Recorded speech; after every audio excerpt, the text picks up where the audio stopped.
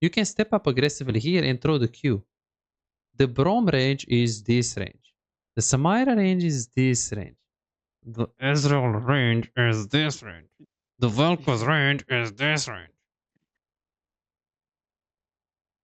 And look where you click right here. Look at your clicking. So bad.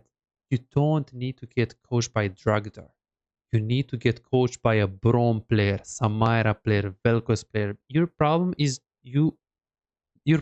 not that you don't understand your Ezreal. Your problem is you don't understand anything else other than Ezreal in this game. You play the same way every game, and that's it. You don't adapt it on the matchup. So the plan is simple. Let Vel'Koz poke, get the push, and use your range. Because he has more range. Look at this.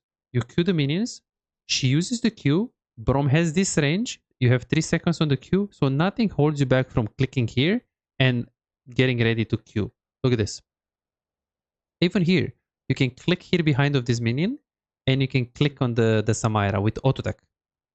Because Samira, remember, her Q doesn't go through the minion and Braum Q doesn't go through the minion. That thing that he throws. So look here. So safe, so AFK. He used the Q, that's 7 seconds. I couldn't walk up here because he can Q me, so I don't want to be greedy, but now he has no Q. So click here, throw the Q on them because your range on Vel'Koz is huge, your range on Ezreal is huge, and you want to be looking to poke. In general, you want to have 1, preferably minimum 2 stacks of passive before you fight, but in this specific lane, you have so much range and you can play aggressive. Look at this. So AFK. Braum has no Q. You're not trying to click here. You're not trying to Q. You're not trying to attack the Samira. Nothing. Just AFK. Does Braum, if Braum goes here and Qs you, does he hit it? No. No. Why? True. Why? Because, as you said, his Q cannot go like through the minion. Exactly.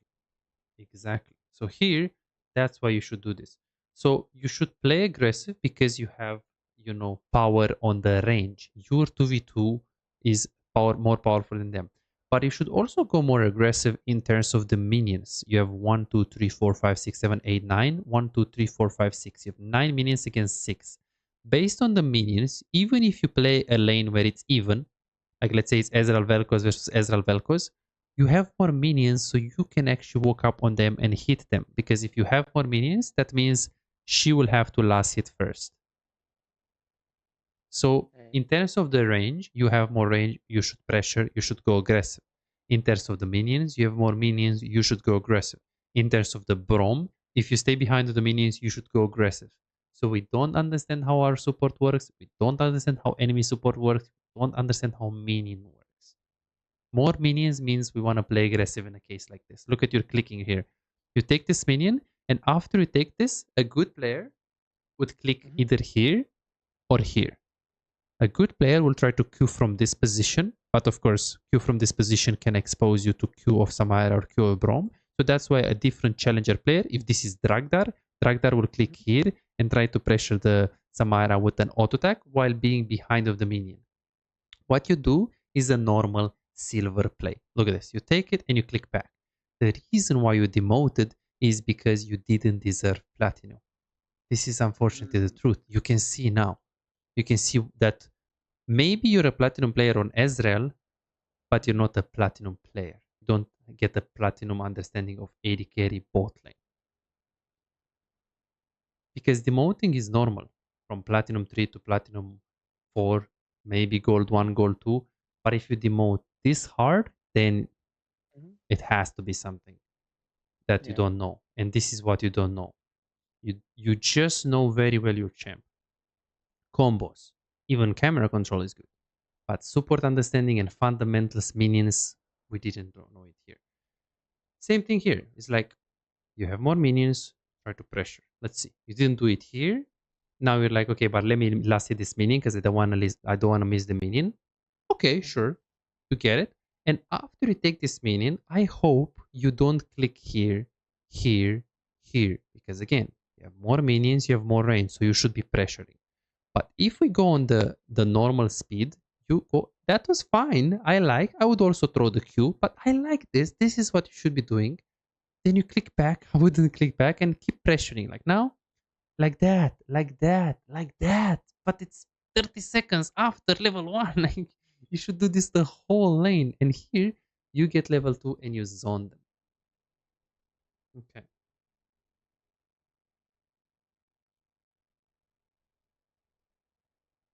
Very good. And then here, use your E because they're level 1. Brom at level 1, he has no Q. Use your E. There is no threat right now. Samara can't go on you. She's too low HP. If she goes on you, you win because you have more HP.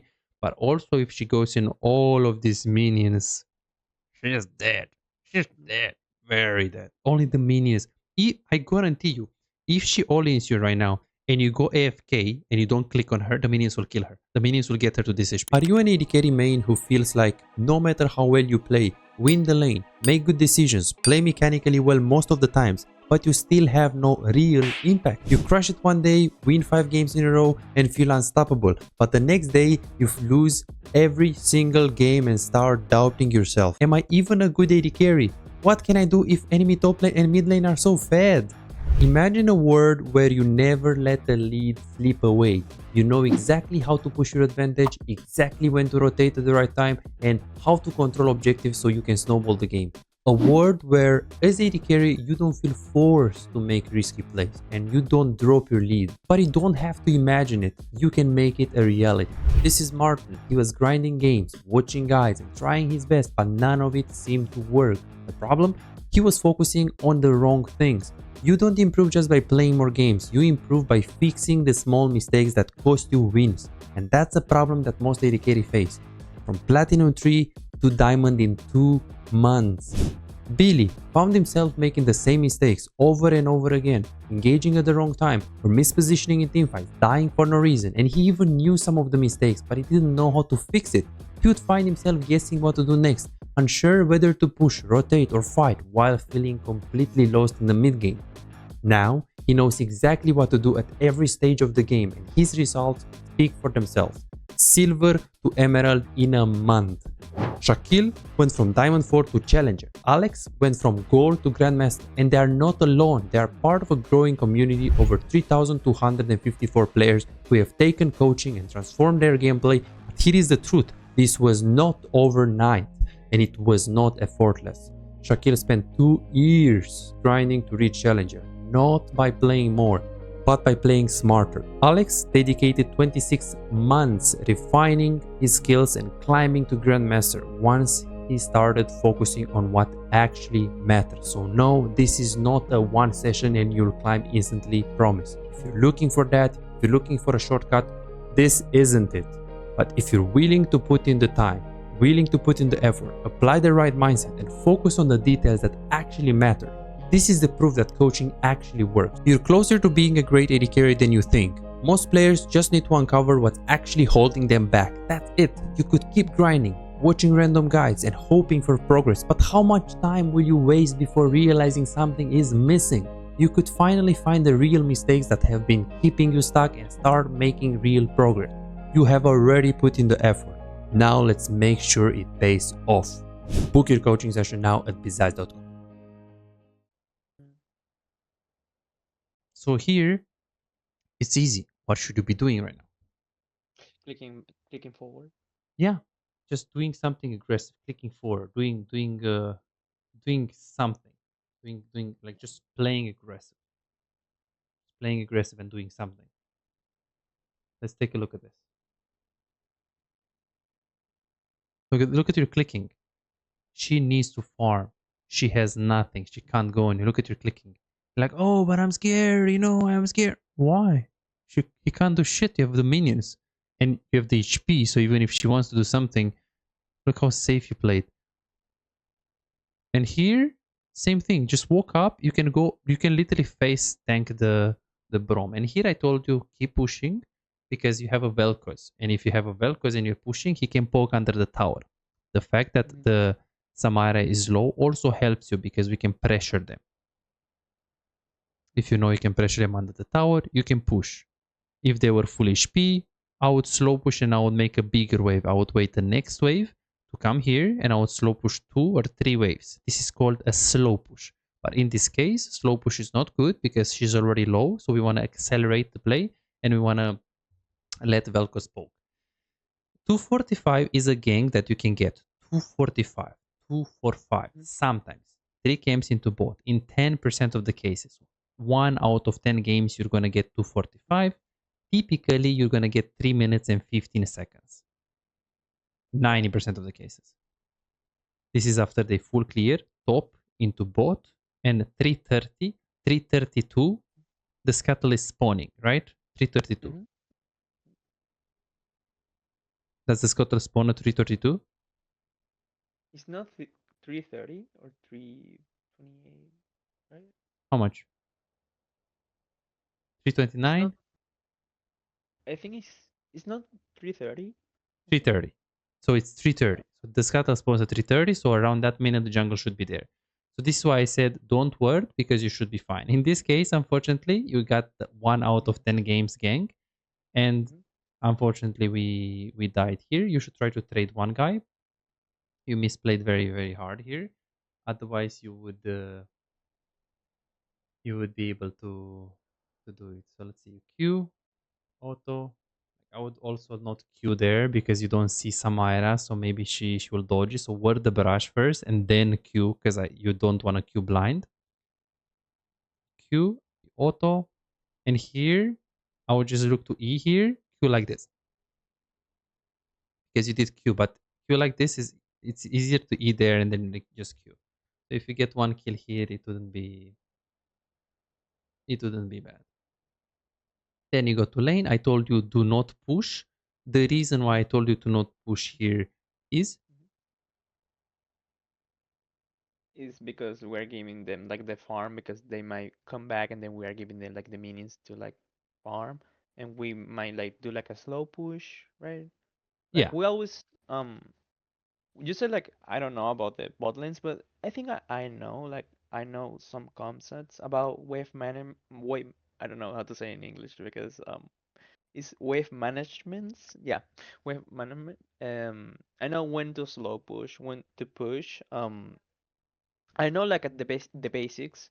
For example, I was watching your stream today, and you say like if you have like a thresh or something to all in, you should be playing like in the middle when they have like aggressive lane because if you play like engage lane against like a poke lane, you should have like a like the wave in the middle because then it's not like you see something about it's not safe. It's like a fake safe. I don't Hmm. remember if yeah. So I know when the enemy support is like a heal like a Seraphine, when it's like a trash it's like a Bellcox, that's what like some things that I know. Um but definitely I would like to say before the session that I am like not so good like at the clicking, and I can see like as you said like clicking back, you should be clicking forward, and I can see that. So um, but I don't know like when to slow push, when to push, and like Okay, I so the wave normally. management. This is good. This is good. Mhm. This is good what you're doing. But since he started to push, you should follow Y- because Yeah. it's unfortunate. Sometimes you're gonna get support that don't listen to you, Hmm. and then you push. And here it would be a good time to word because Samira and Brom are very close, Hmm. right? So this is the Hmm. perfect time to word. Why? Because we don't know where Viego is. But why should we word now and not now? Like now, just go to word, and we should word now. I think because the tempo of because like the time, like to do like always doing something, not just waiting to the wave to crash, maybe. But why? What if we go to word like now? No, I mean we can do like a slow push and maybe like ward, but Science Pelcos start pushing and you told me to push, so I push right away. Okay. So So you and pushed right then you said away, like "Mm, but why do we need to go toward like right after we push? Or do you need to what if you can get hit the tower first and word after? Like what's the order? um as you said, like ward, then try to hit tower if we can, but maybe not because if we saw the wave that is behind our wave is coming, so it's not going to crash. This is not gonna crash. Yeah, that's not gonna crash. This is gonna crash because the next wave is very far. It's very far right there. So now this is the perfect time to word because of the wave. Mm-hmm. The wave right now, if you go to word, they don't have vision. Vision is given by minions. Now they Mm-hmm. only see until here. Everything here is darkness. So if you go for a word Mm-hmm. now, one, Samira will be in the tower taking this wave in 5 seconds. Two, Mm-hmm. they will not see you if you walk up to word. So the exact position, exact timing right now when the wave is here, like now, going forward is free. You should go try bushward and just play from there. As you can see, the wave crashes. Even if it doesn't crash completely, it's still fine. It's okay. Okay, So okay. you had to go forward, no problem. And here I told you, hey, we see Brom, we see Velcos, how we poking, same plan, let's push. Viego should be top because he did 3 chems, but this time, even though we said he should be top, I said, hey, we were wrong in the beginning. We didn't track him well. We said that he's not gonna be bought, and he was bought. Now let's not say he's top and then we get ganked again. Don't play aggressive. If you don't see him, don't play aggressive. So we expected him, we respected him. And here I said try to Q, try to push, but don't go too aggressive. And the moment I saw him top lane, I said play aggressive because he's top. Yeah. And here you're just playing aggressive, very good. You stay behind the minions, use your E. Yeah, very good. And then now you're walking up. This is good. This is what I wanted to see. You are Mm-hmm. strong here. And they can't, if they don't hit the Q, they're so useless. From you miss the Q, and now you're going hard. You have the minions, you are strong, you're walking up. This is nice. And here I Mm-hmm. said, hey, they are low. Viego is Mm-hmm. top. Keep pushing because if you're pushing, you can also pressure with the Velcos. Mm-hmm. And here you could also E. Very easy, you can E. Like just E. Because if you E not here because it's too many minions, but if you E here, auto tag, and then you back off, it's very hard for them to all in because you have guys have a lot of HP, and you're gonna have wave. If you E here and you back off, you're gonna have your wave. So Diego is top. They were very low. Brom can't all in, so I would also be a bit more aggressive there. That's the Q. Here I said keep pushing, but now you can also go for a word for the same reason. You just push the wave. Now we don't know where is Viego. He should still be top lane, but we don't know.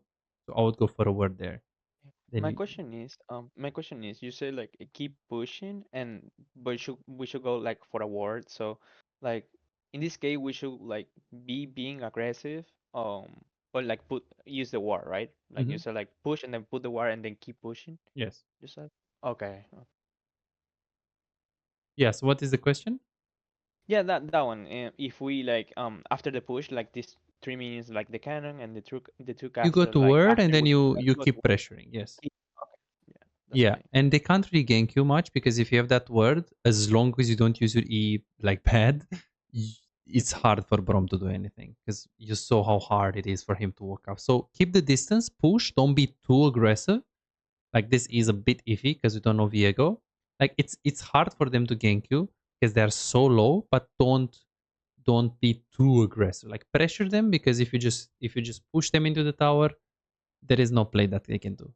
They are low, they will get lower, they will bleed, and it will be very hard. So here we Mm-hmm. just push, and here you can easily dive. Like we know Brom recalled, right? We know for sure Brom Mm-hmm. recalled because we saw him. So here, Yeah. no reason to be scared. Walk up, good, you have Q, nice Q.